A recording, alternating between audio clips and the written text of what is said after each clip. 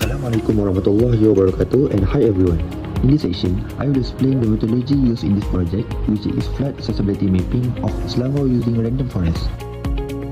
Is to prepare a flood inventory database using historical floods records from 2020 until 2022 together with selected flood conditioning factors.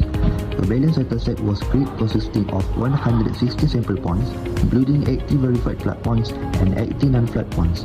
The non-flood points were selected carefully to represent location with the lower flood accessibility while avoiding non-flood areas. A balanced dataset is important because it helps the random forest model learn both flood and non-flood conditioning value without.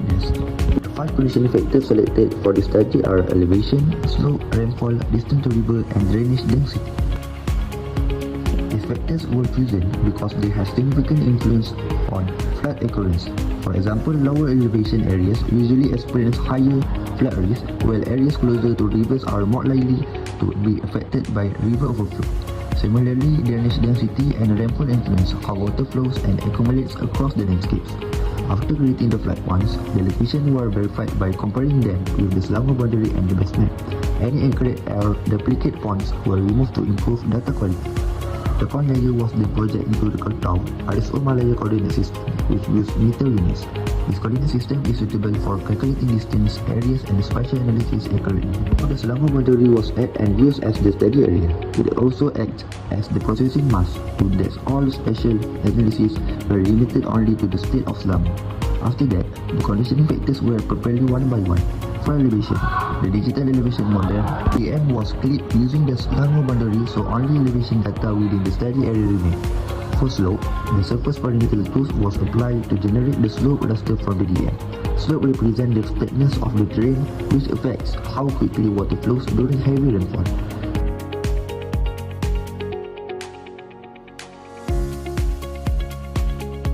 Now, we continue to objective 2 is a random forest model development. The second objective is to develop the random forest classification model. The complete inventory was divided into 17% training data and 30% testing data using a stratified sampling method. This produced 112 training samples and 48 testing samples while maintaining an equal number of flood and the 5 conditioning factors were selected as explanatory variables while flood class was used as the target variable. Now, the random forest model was configured using 500 decision trees. Random forest works by creating many decision trees and combining their prediction to produce a more accurate and reliable result than using only one decision tree. Besides predicting flood classes, the model also calculates the probability of flooding and determines the importance of each conditioning factor. After the training process was complete, the testing dataset was used to evaluate the model independently. The last objective 3 is model validation and flood accessibility mapping. The third objective is to validate the random forest model and generate the final flood accessibility map. Now, the model validation begins by comparing the predicted flood classes with the actual flood records using a coefficient matrix. Several performance indicators were calculated, including accuracy, precision, recall, specify, and F1 score. These indicators help measure how well the model correctly identifies flood and non-flood location. The model performance was further evaluated using the reservoir operating characteristic or ROC curve together with the area under the curve or IUC.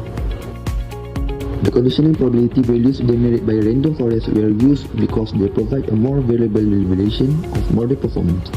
After validation, a 100-meter prediction grid covering the whole of Selangor was created using the Finisher tool.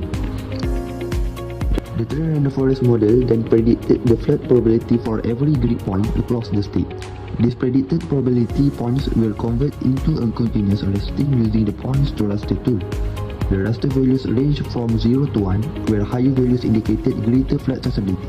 Finally, the probability was classified into 5 flood accessibility classes, namely very low, low, moderate, high, and very high. The tabulated area tools was used to calculate the total area of each accessibility class for every district in Selangor. This produced the final flood accessibility map together with a district level statistic for interpretation and analysis.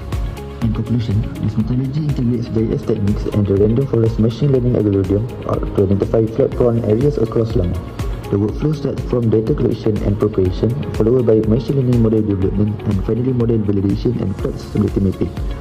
This systematic approach ensures that the final flood accessibility map is based on the historical flood data, environmental factors, and quantitative model evaluation, making it useful as a primary tool for the flood planning and disaster management.